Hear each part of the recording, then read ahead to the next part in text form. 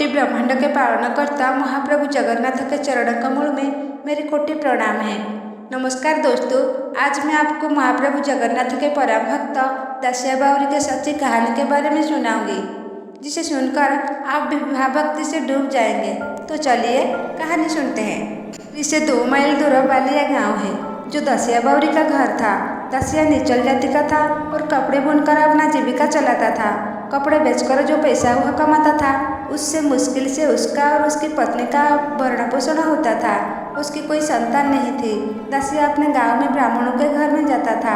वह भक्तों के साथ संगीत करते थे और हरिकथा सुनते थे।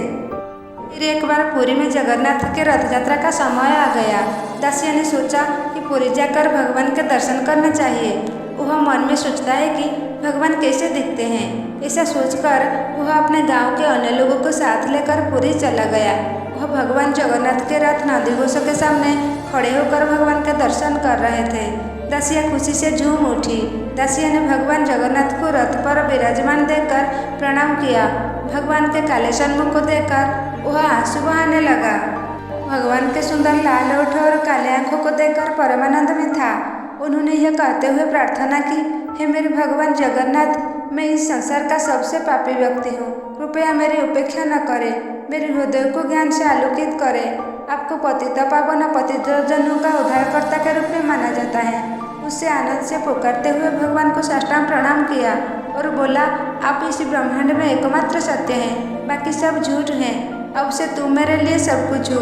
इतना कहकर दासिया अपने गाँव में चला गया। दासिया उसके घर पहुंची और उसकी पत्नी ने उसे भोजन करने के लिए बुलाया। अपने पैर हाथ धोने के बाद वह बैठ गया और उसकी पत्नी ने उसे अपने बनाया हुआ भोजन परोसा।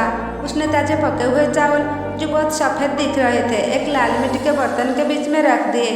चावल के ऊपर उसने काली पालक डाल दी।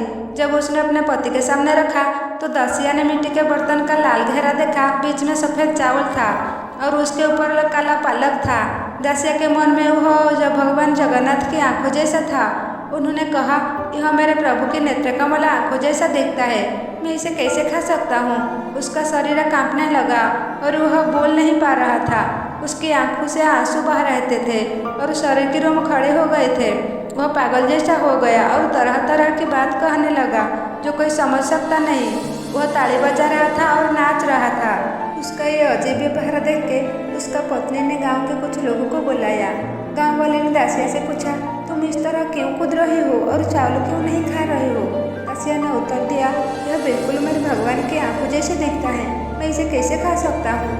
गाँव वाले ने दासिया से यह बात सुनी तो वे उसकी भक्ति देखकर आश्चर्यचकित रह गए। उस दिन से उन्होंने अपना मन भगवान की कमल आंखों पर केंद्रित कर दिया और रथ यात्रा के दौरान मृदंग, करताल और घंटा घंटी की ध्वनि कंपन को हमेशा याद रखा। वह हमेशा भगवान पद्मनाभ के बारे में सोचता था। उन्होंने अपनी सभी इंद्रियों को नियंत्रित किया और आंखों बंद करके महाप्रभु जगन्नाथ के सुंदर चेहरे का ध्यान किया। जगन्नाथ अपने भक्तों को बहुत प्रिय है। उनके लिए उनके भक्त की भक्ति भावनाएं सब कुछ है। वह उच्च नीच जाति पात के विचार नहीं करते। कोई दान धर्म व्रत यज्ञ से उन्हें प्रसन्न नहीं कर सकती। वह भावग्राही है, भाव से बंधा है। यदि कोई दृढ़ विश्वास के साथ उसके पवित्र नाम जप करता है तो भगवान उसके हैं। एक बार दासिया रात को भगवान को ध्यान करते हुए सो गया। मन में यह सोचता था कि क्या भगवान मुझ पर दयालु हो गए ताकि मैं भगवान के उस 4 हाथ रूप वाले रूप देख सकूं। उसके मन की बात समझकर महाप्रभु जगन्नाथ रत्नवेदी छोड़कर दासिया के सामने प्रकट हो गए। दासिया ने मन भर कर प्रभु के दर्शन किए। उन्होंने कहा, मैंने रथ पर जो देखा था वही रूप मेरे सामने है। मैं सीधे भगवान को देख रहा हूँ। ब्रह्मा और सभी देवताएं, मुनि, ऋषि, यक्ष, किन्नर, सिद्ध, गंधर्व निरंतर भगवान के चरण कमलों में ध्यान करते हैं। उसे देख नहीं पाए। मैं अज्ञानी हूँ, नीच कुल का हूँ। मैंने कोई भक्ति सेवा नहीं की। हे भगवान, आप मेरी कुटिया में आए। भगवान ने बोले, मेरे हृदय स्वर्ग अथवा मुक्ति की ओर आकर्षित नहीं होता। जो कोई मुझे भक्तिभाव से पुकारता वो मेरे प्रिय है। हे मेरे प्रिय भक्त, मैं तुम्हें क्या वरदान दे सकता हूँ। दासिया ने उत्तर दिया, हे प्रभु, मैं तो केवल आपका चरण कमल में निरंतर स्मरण करना चाहता हूँ। मुझे अन्य वरदान की आवश्यकता नहीं। कृपया मुझे आशीर्वाद दो कि जब भी मैं आपको ध्यान करूँ तो मुझे आपका दर्शन मिल सके।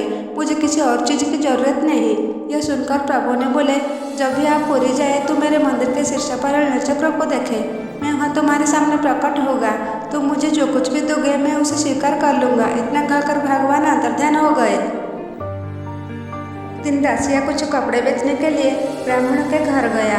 पेड़ पर एक अच्छा नारियल देखकर ब्राह्मण से पूछा कि आप ये नारियल मुझे दे सकते हैं। ब्राह्मणों ने बोले, मैं तुम्हें कपड़े के बदले में ये नारियल दे सकता हूँ। दासिया के पास अपनी जीविका चलाने के लिए केवल वही कपड़ा ही था। उन्हें उसकी चिंता नहीं थी। कपड़े के बदले में उसे नारियल मिला और वह अपने गांव लौट आया। उस दिन एक ब्राह्मण महाप्रभु जगन्नाथ के लिए अनेक प्रकार के फल और दूध चढ़ाने के लिए पुरी जा रहा था। दासिया उनके पास गए और उसने महाप्रभु जगन्नाथ को चढ़ाने के लिए अपना नारियल लेने का अनुरोध किया। दासिया ने ब्राह्मण से कहा, कृपया ये नारियल ले लो। अपनी सामग्री को अर्पण करने के बाद मेरे अर्पण के बारे में भी सोचे। आप गरुड़ स्तंभ के पीछे खड़ा होकर प्रभु से प्रार्थना करना है कि यह नारियल आपके भक्त बालीग्राम दासिया ने भेजा, कृपया इसे स्वीकार करें।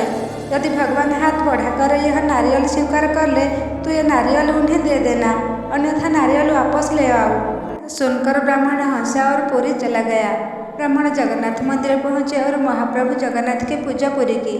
जब वह लौटने वाला था तो दासिया दिया हुआ नारियल की याद आई।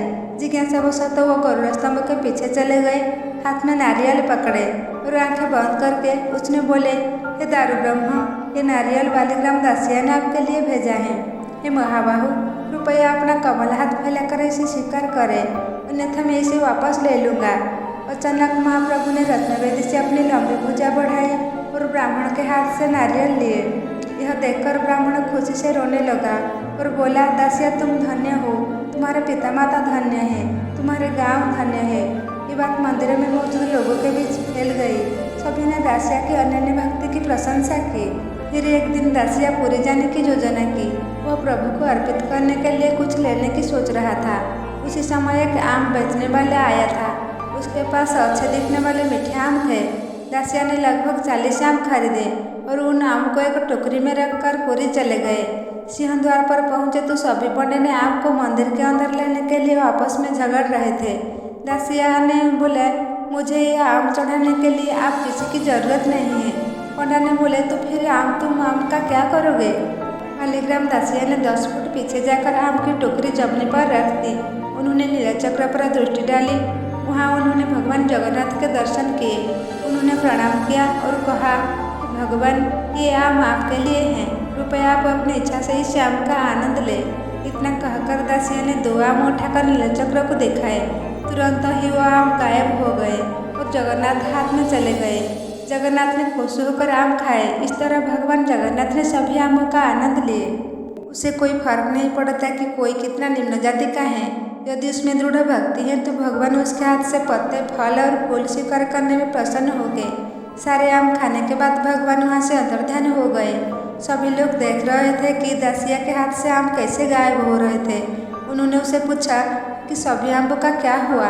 दासिया उसने कहा, मेरे महाप्रभु ने सारे आम खा लिए। सारे पंडे मंदिर की ओर भागे।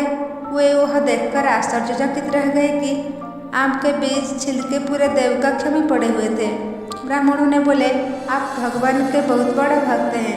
आपने अपनी भक्ति से भगवान को खरीद लिया है। इस ब्रह्मांड में आपके जैसा कौन है? ये था दासिया बावरी के जीवन में जगन्नाथ के प्रति भाव और भक्ति की सच्ची कहानी। आगे इस तरह आध्यात्मिक कहानी सुनने के लिए वीडियो को लाइक करें और चैनल को सब्सक्राइब करें। जय जगन्नाथ।